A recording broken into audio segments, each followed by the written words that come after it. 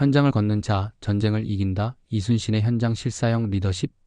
이순신 장군을 떠올리면 대부분의 사람들은 바다에서 외적을 물리치던 전투의 영웅을 생각합니다. 하지만 난중일기를 한 장 한 장 넘겨보면 놀랍게도 전투보다 훨씬 더 자주 등장하는 건 바로 준비입니다. 그 준비의 중심에는 항상 이순신 장군 자신이 있었죠. 그는 명령만 내리는 장군이 아니라 직접 현장을 보고 듣고 발로 뛰며 상황을 파악하고 지휘하는 현장형 리더였습니다. 이순신의 리더십은 늘 현장에서 시작되었고 그것이야말로 그를 영원히 기억되는 장군으로 만든 힘이었습니다.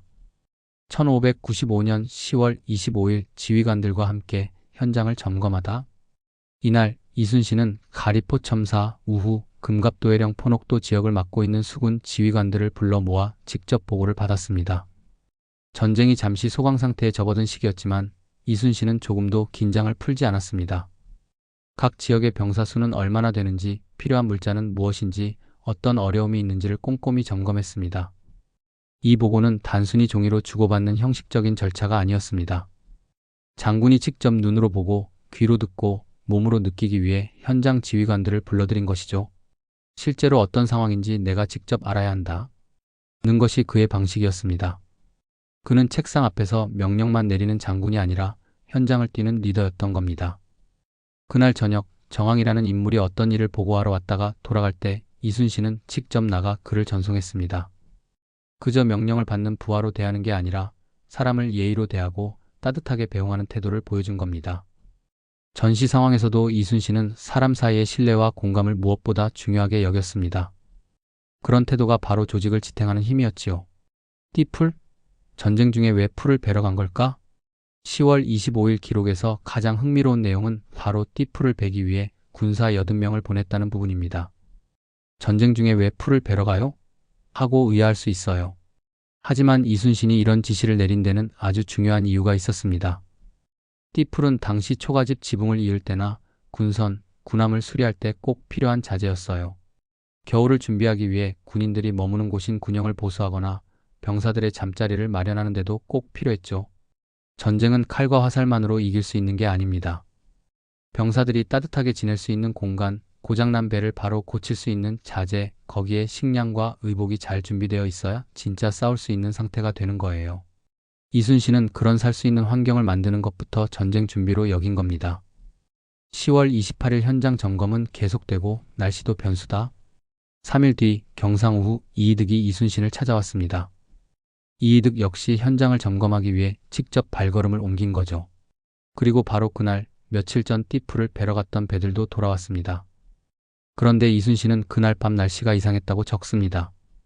밤에 갑자기 비가 오고 천둥이 여름처럼 요란하게 쳤다는 거예요. 당시처럼 기술이 발달하지 않은 시대엔 날씨가 전쟁에 큰 영향을 미쳤습니다.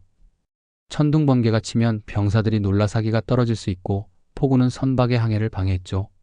이순신은 날씨조차도 전쟁의 중요한 변수로 여겼고 그래서 꼼꼼하게 기록해둔 것입니다. 11월 초 6일 풀과 치기 곧 전략이었다. 그리고 11월 초 6일 띠풀 400동, 400묶음과 칡 100동이 배에 실려 돌아왔습니다. 그냥 풀과 덩굴처럼 보이지만 띠풀은 병사들이 생활할 공간을 만드는 데 쓰이고 칠금 먹거리나 약으로도 사용되던 소중한 자원이었습니다. 이순신은 자원을 쌓는 것이 곧 전쟁 준비라는 사실을 잘 알고 있었어요. 아무리 뛰어난 전략이 있어도 필요한 자원이 없다면 소용이 없다는 걸 그는 너무 잘 알았습니다. 그래서 사소해 보이는 것까지도 직접 챙긴 거죠. 작은 것에서부터 철저하게 준비하는 자세, 그것이 이순신의 리더십이었습니다. 그는 장군이자 군사행정가 그리고 직접 움직이는 리더였다. 이순신은 분명히 뛰어난 장수였습니다. 동시에 그는 병사들의 생활과 자원 관리까지 챙기는 철저한 군사행정가였습니다. 하지만 정말 놀라운 건 이런 모든 일들을 다른 사람에게 시키지 않고 직접 확인하고 움직였다는 것입니다. 훈련 상태는 어떤지, 병사들은 잘 지내는지, 배는 잘 정비되었는지, 식량은 충분한지, 계절이 어떻게 바뀌는지 그는 책상 위에 보고서가 아닌 흙 묻은 장화를 신고 직접 걸으며 해답을 찾았습니다. 이순신의 리더십은 지금도 통하는 살아있는 모델. 이순신 장군의 현장 실사형 리더십은 오늘날에도 그대로 적용할 수 있는 훌륭한 리더십입니다. 문서만 보고 판단하지 않고 직접 현장을 살펴보고 문제의 본질을 파악하려는 태도. 사소한 일이라도 전략 안에서 중요한 부분으로 여기는 통찰력, 사람과 상황을 있는 그대로 보고 이해하려는 성실함. 이 모든 것이 이순신을 불멸의 리더로 만든 요소였습니다. 전쟁은 전투만으로 이루어지지 않는다. 역사는 단순히 승리를 기록하는 책이 아닙니다. 승리를 가능하게 한 준비와 과정을 보여주는 거울이죠. 난중일기의 조용한 글자들 속에는 싸움의 함성보다 더 강한 울림이 담겨 있습니다. 띠풀을 베기 위해 군사 80명을 보냈다. 이 짧은 문장 하나에 이순신의 리더십이 그대로 녹아 있습니다. 화려하지 않지만 단단하고 눈에 띄진 않지만 꼭 필요한 것들. 그것이 바로 현장에 있었고 이순신은 그 현장을 누구보다 깊이 이해했던 사람입니다. 그가 승리를 준비한 장소는 회의실이 아니라 흙 냄새나는 풀밭이었고 칼을 벼르던 전장이 아니라 책을 캐는 야산이었습니다. 진짜 장군은 싸움 중에 만들어지는 게 아니라 싸움을 준비하는 과정에서 이미 완성된다는 것. 이것이 이순신의 리더십이 지금도 우리에게 살아있는 이유입니다. 지금의 군대와 이순신 시대, 무엇이 다를까? 지금은 군대에 필요한 것들이 중앙에서 체계적으로 지원됩니다. 숙소는 따뜻하고 무기나 식량, 옷도 창고에서 공급됩니다. 하지만 임진왜란 당시엔 그런 게 거의 없었습니다. 장군부터 병사까지 직접 마련해서 살아남아야 했습니다. 띠풀 하나, 책 한 줄기도 스스로 준비하지 않으면 겨울을 넘기기 어려웠던 시대였죠. 이순신은 이런 열악한 상황에서도 철저히 대비했습니다. 그는 단순히 명령만 내리는 장군이 아니라 병사들과 함께 겨울을 준비한 실천형 리더였습니다.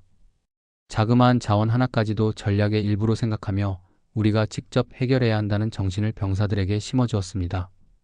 지금의 지휘관처럼 참모에게 맡길 수도 있었겠지만 이순신은 끝까지 자신이 직접 챙기는 것이 진짜 리더의 역할임을 보여주었습니다. 그래서 그의 병사들은 그를 진심으로 믿고 따를 수 있었던 것입니다.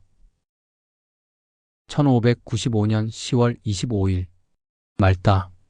가리포 첨사 후 군갑도만호 회령 포만호 녹도만호 등이 와서 보고 돌아갔다. 저녁에 정황이 아래고서 돌아가므로 전별했다. 띠풀을 배워올 일로 이상록, 김은겸, 하천수, 송일현, 양수계 등이 군사 80명을 거느리고 나갔다.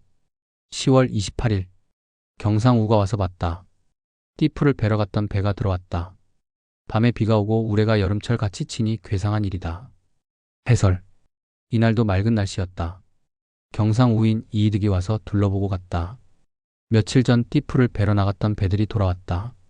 그런데 밤이 되자 갑자기 비가 쏟아지고 천둥이 마치 여름 장마철처럼 요란하게 쳐서 이상하게 여겨졌다. 11월 초 6일 말다. 송일입이 들어왔다. 띠풀 400동, 즉 100동을 베어서 실어왔다.